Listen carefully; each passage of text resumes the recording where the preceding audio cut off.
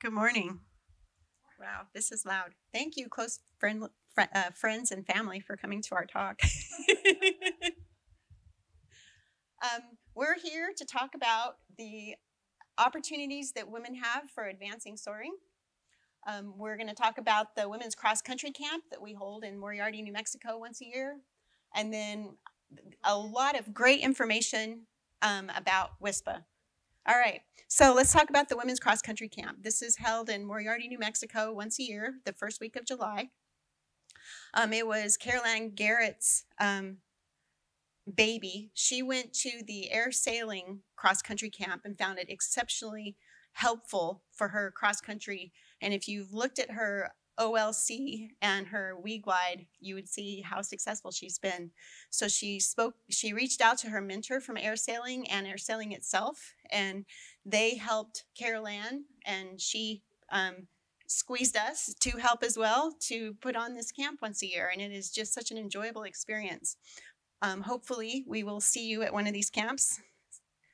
The next camp is June 29th to July 4th. July 4th in Moriarty. We do like to see people arrive a couple days early because we are at high altitude, and people coming from sea level do take 2, 3, 4 days to adjust to our altitudes, especially when you get out there and fly. And even though you're on oxygen, flying around at 16 or 17,000 feet can really exhaust you. The instructors, of course, this is Alice and this is her and her DG, Carol Ann, flying her DG. I'm sorry. Yeah. And then that's me in the bottom in my 27. Carol Ann now has a jet engine on her glider. So we're trying to get a new picture. So the camp consists of morning lectures. And each morning we're going to introduce you to a lot of the material you know, but it's going to expand on what you would have learned during your private or commercial. And each day we're going to get into different and deeper topics that are specifically related to cross country. So you can see the list there.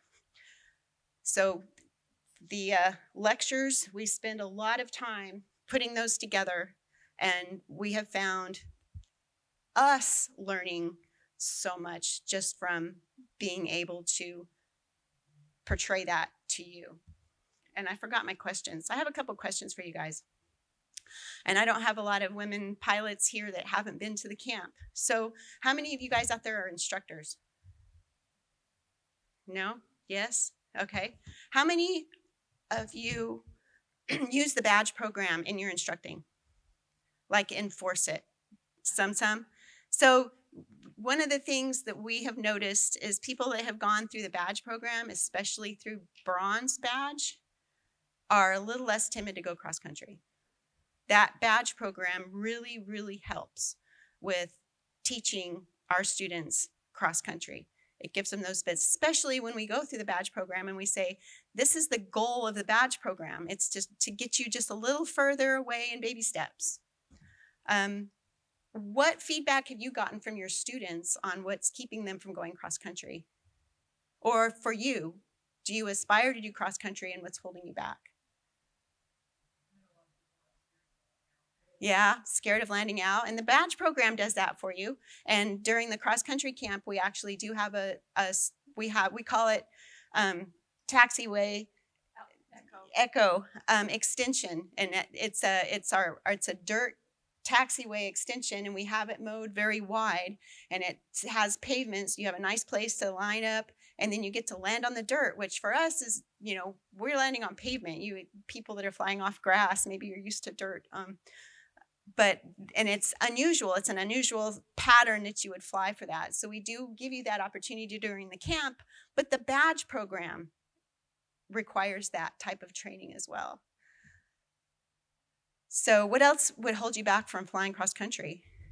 It doesn't anymore, but what held me back originally from just getting into flying gliders in general is the only people I was hanging out with were doing straight up flights, so every flight was a land out, and it wasn't so much landing out and the flight controls of it. It was the interacting with the landowners or the people I might And it's something that was just exposure and getting to go on enough retreats and interact with enough people that have kind of gotten me past that. But I know initially it was more the, okay, after you landed, now what piece of the Lego? Well, in us as women, we want to help other people, but we don't know how to ask for help.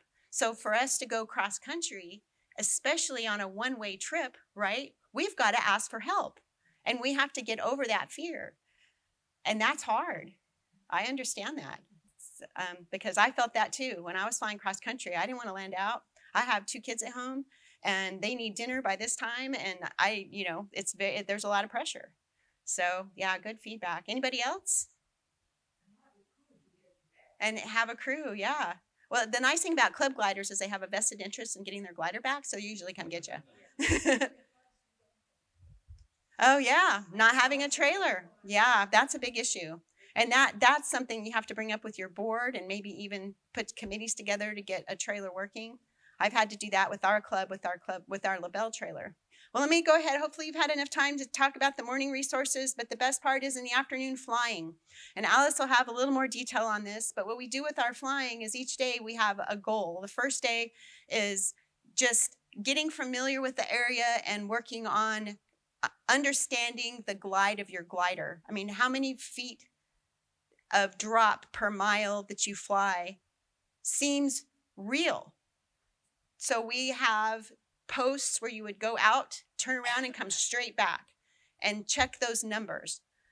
We'll have a worksheet where we have you fill out the worksheet, and then you can go 3 miles, lose 1,000 feet. What's the reality of that? Because it helps make it real and you can trust that glider. And then as each day progresses, we have tracks around Moriarty that keep you within 7, 8 nautical miles. And then we have a bigger one. But if you do the whole track, you're doing 50 kilometers or more. So we start you off with gaining confidence and understanding the capability of your glider. And then we hope by the end of the week, you not only understand the capability of the glider, but you understand the capability of you too, that you can do this. Okay, so we not only do we have the lectures in the morning and the flying in the afternoon, but we send you home with a booklet that has some great articles.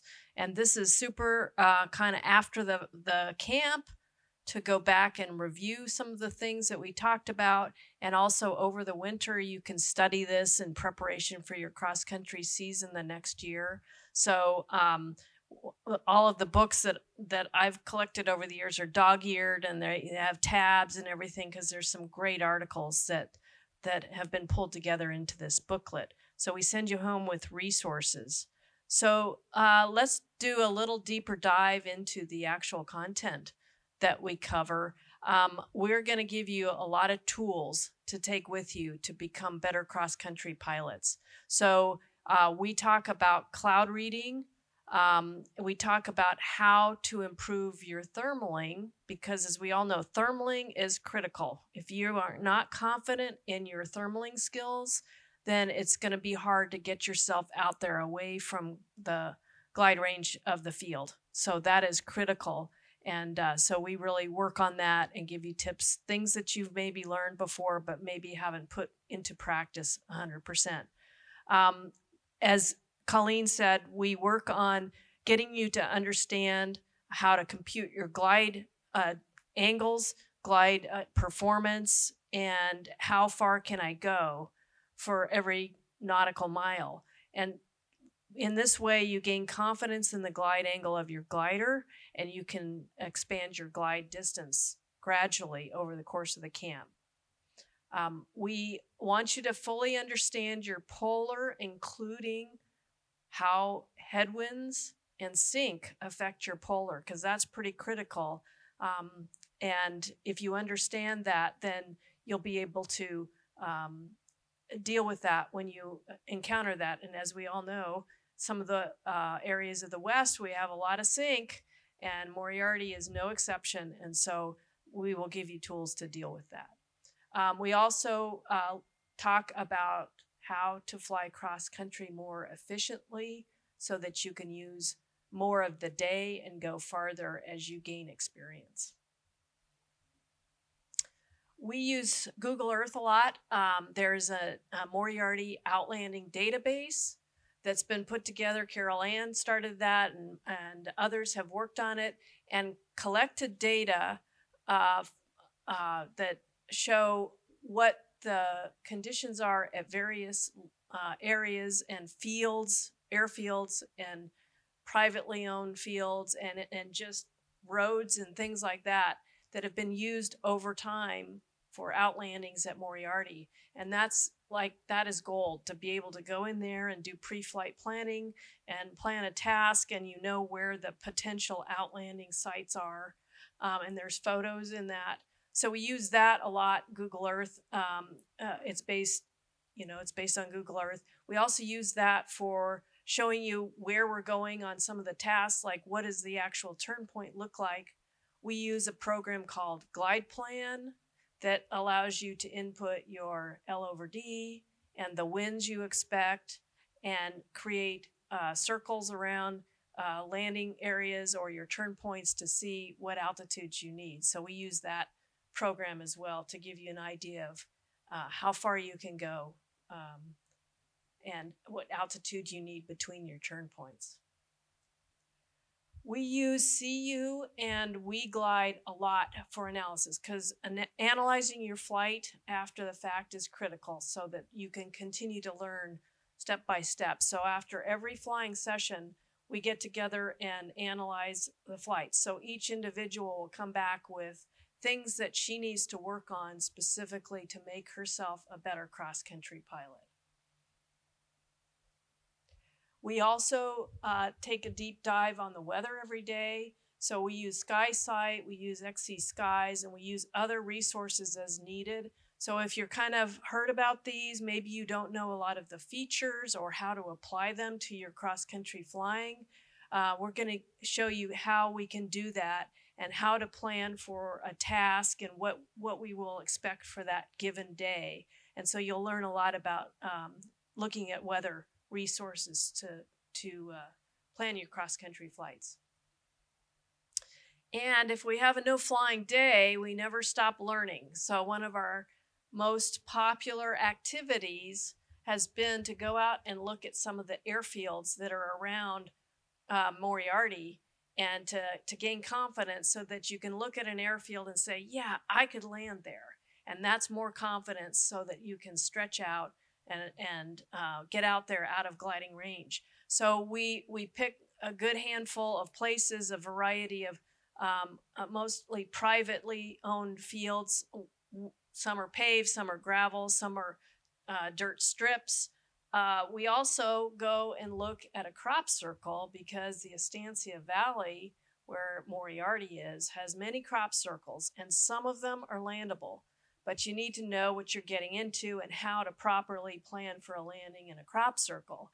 So Carol Ann right here on the left is standing in a crop circle with high crops, not one we would pick for landing, of course. But what you need to know about crop circles is that there's a big wheel with the irrigation equipment, and it puts a very big rut in there. And you need to know not to land in that rut. You're going to do damage. So you need to avoid that. So that's a very eye-opening kind of thing, looking at crop circles and going, well, this one we wouldn't land in, but this one we could, but we've got to avoid that rut.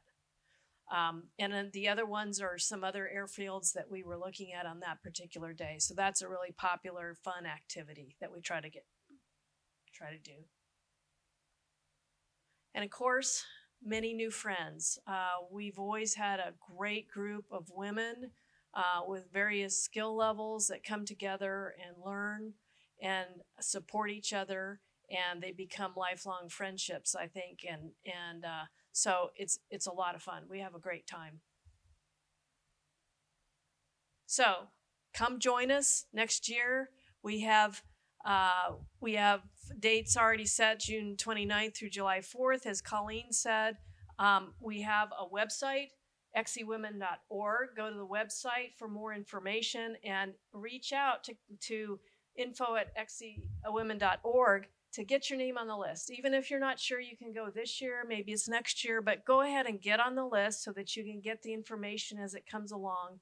And Carol Ann can keep you on the list and and let you know what's going on. We have 10, a limit of 10 women at a time. So please get your name in if you're interested as soon as you can, because it will probably fill up this year.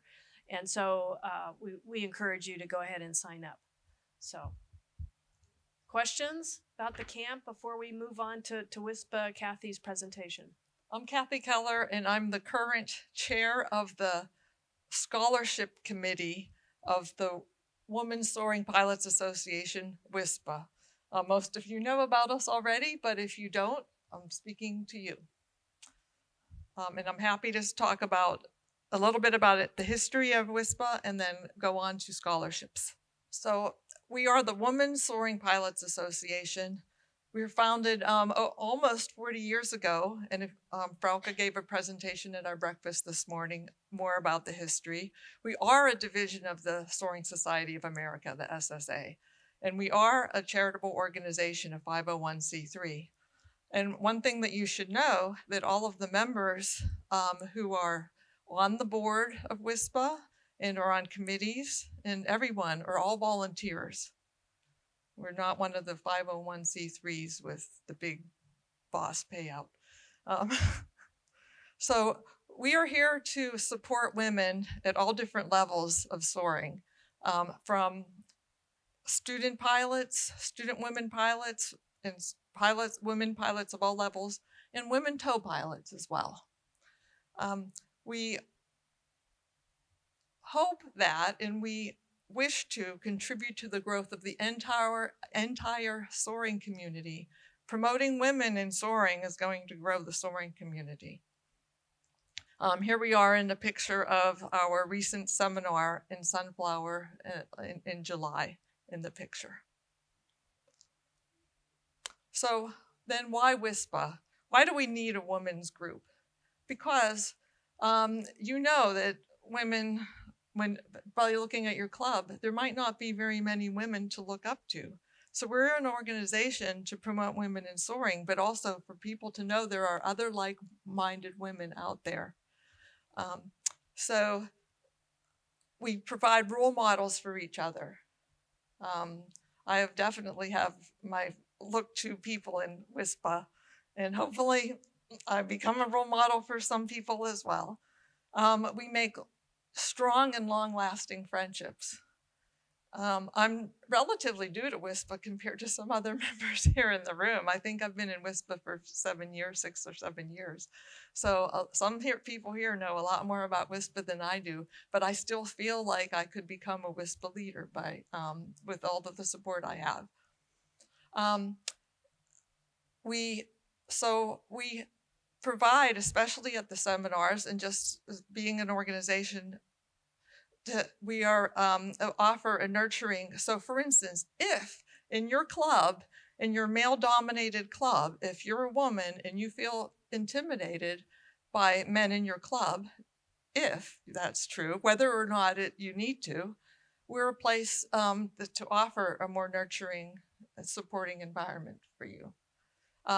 So if you went to Tony Condon's talk yesterday, he talked about fractured or factions or splintered groups. Thank you.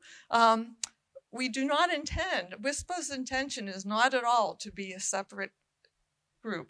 We invite men to be associate members of WISPA to support us. We support each other. We need our men to support us. And then we are part of the soaring community. We're definitely a part of the soaring community. We offer financial assistance via scholarships and other donations to clubs.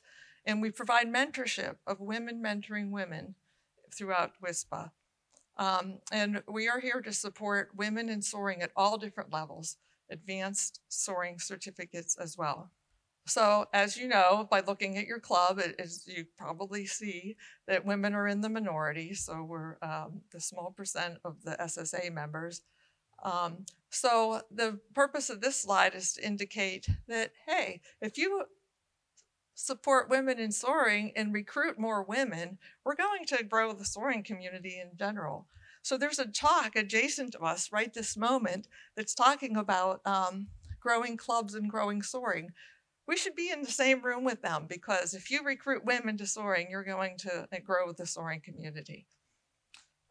So SSA, WISPA is a valuable organization to the SSA for recruiting women.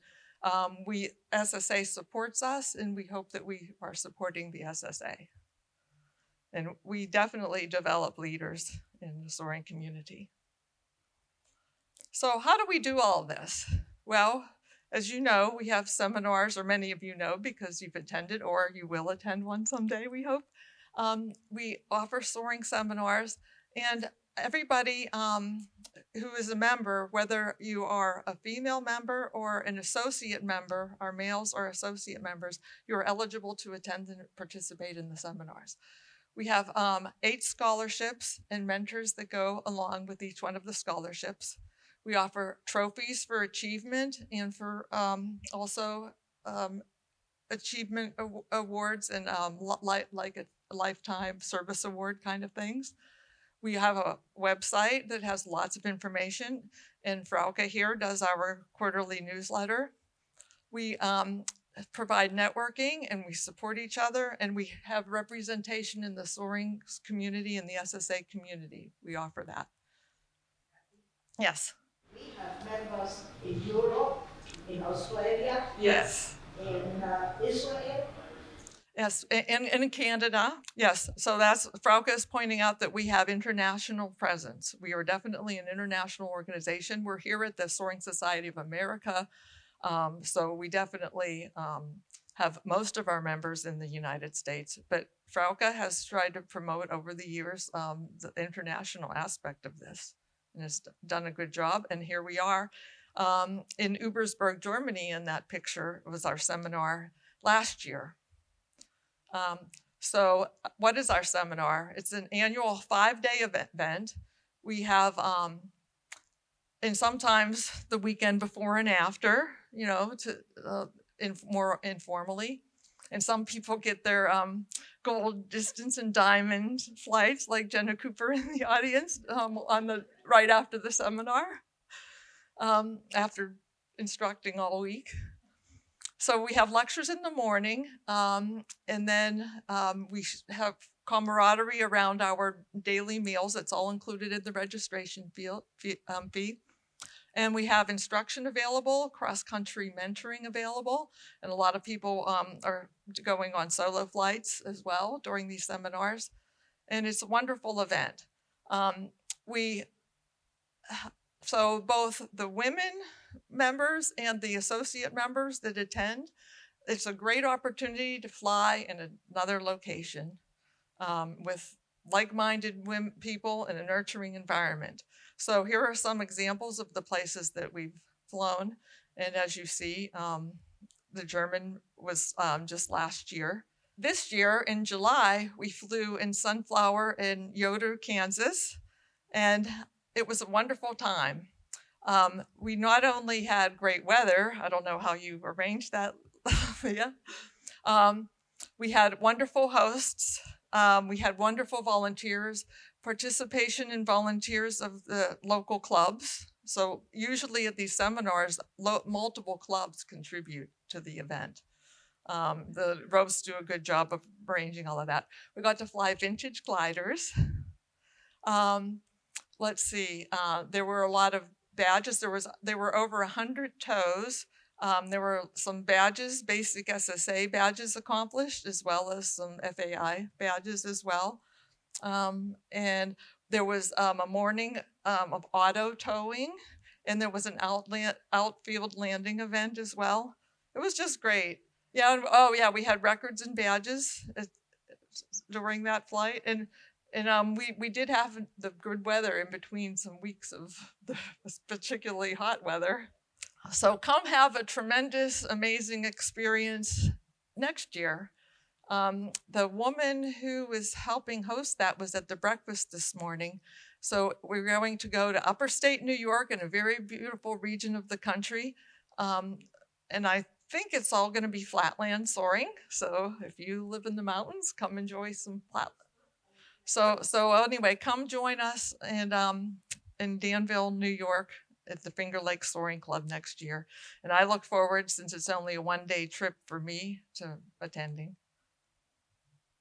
With my husband, who also comes as an associate member. Oh, that's what I wanted to say. Come to the seminars, because a lot of the men support these things too. It's not just us. Okay, so we have multiple trophies. Here we have, for instance, here's listed 4 trophies and a service award. And you see that there's a trophy for the longest flight. There's a Betsy Woodward trophy for the most cross-country flights. There's a trophy for the 126 competition. As long as there's more than 2 women competing in a given year's competition, one of them is going to win the top daily average score. We have the highest scoring OLC award. And then we also have the Bertha Ryan Service Award. And that was most recently awarded to Phyllis Wells, who was the previous scholarship committee chairperson, but for many years at the beginning, she was there to grow the scholarships. So she won the award. Oh, and there's one more fun award that's not listed here. That's when you attend a seminar, there's a limerick contest that Frauke usually runs, and then there's this cool trophy that goes with that. If you win if the participants vote on your limerick the most, you win a little award. So that's what I'm going to talk about next is our website. Here's sort of a screenshot of some of the elements of our website. We usually also have a nice picture up there, like we have the Kansas Soaring picture up there as an upcoming event. But notice that we have all of the different tabs, and there's lots of information and lots of things archived on there, including our newsletters. And one of the things that's currently up there is our new board members are all listed up there. And then you notice that we do have an international member of the board. And Kristen Fari is the scholarship liaison on the board. So she's the one who comes to she's over there. And she passes on messages to the board and from us, the scholarship committee. Also, there's Frauke's Hangar Soaring. Those are all on the website. The most recent issues, easy to check on, but they're all archived here. Yes.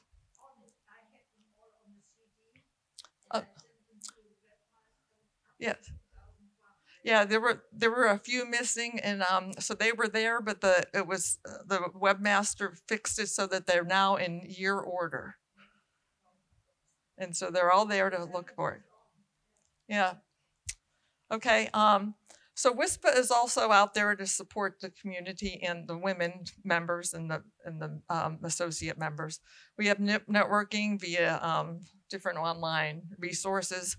There's the scholarships, again, for the financial support. There's donations to the cross-country camp that you heard earlier. There's other donations. We support Girls in Aviation, and also the U.S. Women's Worlds team has support from WISPA. We also are represented at SSA, and like, for instance, giving this talk here at the SSA convention. We have a booth, and you need to come visit the booth if you haven't already to find out lots of information, lots of cool things to buy. There's a raffle of an oil painting there. There's a silent auction of a Charles Lindbergh signed, what do you call it? A lithograph, okay. And so we also show our presence at Oshkosh, usually via the SSA booth. We show up. And you're going to see many articles and ads in the Soaring magazine. So I know what I wanted to say about the seminar is Linda Lee LaBerge wrote a really nice article about it that should be in next month, I think, about that Kansas seminar. So you will see articles like that in Soaring. And we also have won SSA awards, and Frauke mentioned some of those in her talk in breakfast this morning. And for instance, Frauke just was awarded the Paul Schweitzer Lifetime Service Award. Yes, and WISPA itself has won awards. Yes, so congratulations. That was at our last SSA convention. So how can you help? You could participate by joining. You could be an associate member if you're a man, and if you're not yet, if you're a woman soaring pilot and you want to be around like-minded women and come and join us, go to the booth, you could join there. Can go to your groups, your clubs, and let people know about WISPA, let women know in particular, but let everybody know about WISPA. So many people in my club say, how could we get more women in our club? I mean, this is probably the way to do it, is just to let them know that there's women out there. Okay. You can volunteer at our seminars and events, you could also give financial donations. So here are some of the ways that you can help online. Here you could join, anyone can join, youth and adults, female members. You become a lifetime member, and associate members are the males, and it's $25 a year. And only, yes, and less for the students. You can gift a membership. We're trying to update the website to make that easier to do. And then you could also make a donation, and that's easy to do via the website. And, most of it is going to go towards scholarships, really, because that's probably our, I hope, well, that is our biggest financial output, right? So let me talk more about scholarships. So no matter where you are in your soaring career, there's going to be a scholarship for you. You could be going for your initial glider rating, and there's a separate one for youth or younger women and the older women, because there are a lot of people in that category. So we're able to divide you up and give more scholarships this way. You can go for your higher, more advanced certificates, the commercial and CFIG. And we even have availability to get support as a tow pilot, woman tow pilot. Women, so we have women and men members, but women are only eligible for the scholarships. Okay. So anyway, there's also advanced soaring, like cross-country aerobatics. I don't know, think about some other ways, advanced soaring. And then there's a competition scholarship. And there's even a scholarship if you haven't attended a seminar yet and you're relatively new to soaring, you just have a couple flights in there, we can help get you to the seminar. So here are some of our success stories. There's many, many, but these are the 2024 recent recipients. So the scholarships deadline's March 15th. So they know they're awarded in April. And here Audrey Top has the 2024 Monique's scholarship, and she already completed her CFIG glider that she was starting to work on, but she completed it in June already. And she, even as a full-time college student, so another very busy woman. And she teaches for the cadets in Minden and at Soar Truckee, Tahoe. And just this month, we got the update in an email that she signed off her first commercial add-on pilot to do his check ride. Here's another success story. Ashley Andrews won an award this year. She's still working on her commercial glider rating as a Glider Girl scholarship winner.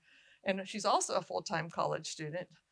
And what's really nice about her, she's just in and participated in a WISPA event. She attended the Women's Cross Country Camp last year, and she competed in the 126 Nationals, and that was her first task completed, cross-country task of that.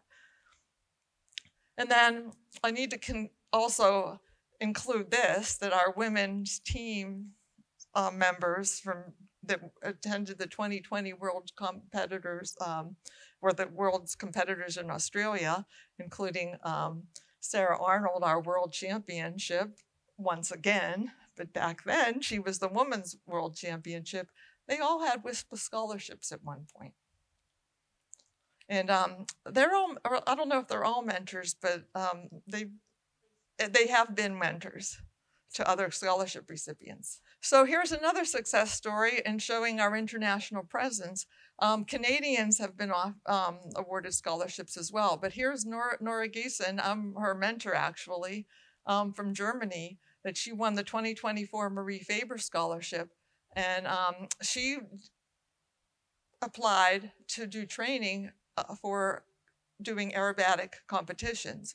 She was already a glider aerobatics instructor, but then switched gears and did intensive training in Germany starting in April. As soon as she received the scholarship, she was already in training. And she placed 8th in the German aerobatics team. And then she was 32nd and 35, she admits, in the World's Aerobatics Championship. And she said, well, I was not quite pleased with my performance, but I had a really good time. So this is on WhatsApp. I communicate with her on WhatsApp. And another thing to know is she was featured in one of the German news videos. And if we don't have the link up on our website with that on it yet, we will. So very accomplished women pilots, many, many more. And some of them are in this audience as well. So what other things do we do in the scholarship program? We have women to mentor the women scholarship recipients. And so we pair them up every year. So I hope everyone in here will say, hey, I want to be a mentor because I'm going to be looking out for you. And here's some of ours. Jenna Cooper, who's in the audience, is one of our mentors. And that's me in the middle there, and more like in my soaring look. And Alice, who was the previous scholarship chair for the last 5 years and turned it over to me. So, and then Uta Caden, a very accomplished tow pilot and glider pilot. She was at the she flew down from Alaska to be part of the Kansas seminar and instructed cross-country mentoring flights in the Grove there, and then did some of her own. I remember that we were wondering, is she ever going to land? Because we were eating dinner. We weren't going to wait for her any longer. But she was a bird. She was staying up. And then Kristen is here. As I said, she's the liaison on the board to the scholarships as well. So, and there's many, many more mentors that I didn't have as wonderful head and shoulder shots of them, but they could have been all up here. So there's plenty of information about scholarships on the website, a lot of details. Don't get inundated, but there's a description of what all of the scholarships entail, what kind of thing you should be working on to be eligible for them, but also how to prepare a good application. And anyway, and there's also postcards that if you would like, if you don't have one already, about the scholarships. And even though the deadline is March 15th every year for the next batch of scholarships, and we try to get the judges get together and decide, we get together and then award the scholarships that they know in early April, by mid-April for sure. But even though the deadline's March 15th, and pass this on to all of your club members, even if you're not doing it yourself, pass this on to the women in your club. Get in a little bit early, because as the chairperson, I'm going to look at what your application looks like and make sure that you have everything you need, because we're really strict about the deadline. And you can't, if you apply on March 14th and something happens to your electricity because of the nor'easter out in the east or something, you should have tried the week earlier. Get your applications in. And then this does take support from your club, because you have letters of recommendation as part of the application. So, okay, and so how could you help? Definitely publicize to your clubs. Go back and let any of the women know about this. Know about WISPA, whether or not they want to do a scholarship or not. Know that our community's out there, but know about these scholarships. And so look for Soaring Magazine. This is our current ad. You'll find it in the Soaring Magazine.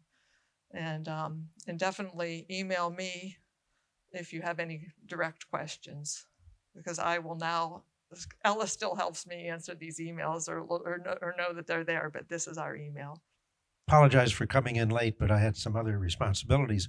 But one of the issues that the SSA board thinks about all the time is how do we grow membership? And it's obvious that the organization is almost entirely male. You folks here represent a happy addition, but a very distinct minority. We also have the problem that if you look at our demographics, 70% of our members are 55 years of age or older. So I felt for a number of years that we're missing a bet somehow in recruiting girls and women to Soaring. And I would be interested in just hearing some thoughts from women who are involved in Soaring about what SSA could do to be promoting more women members in SSA. We have abundant funding. Part of our problem is spending it, finding ways to spend it. So I would like to just listen for a couple of minutes. I think we still have a couple of minutes before the next presentation to get some feedback on how to make SSA better at recruiting women. I'll let you handle the mic. Okay.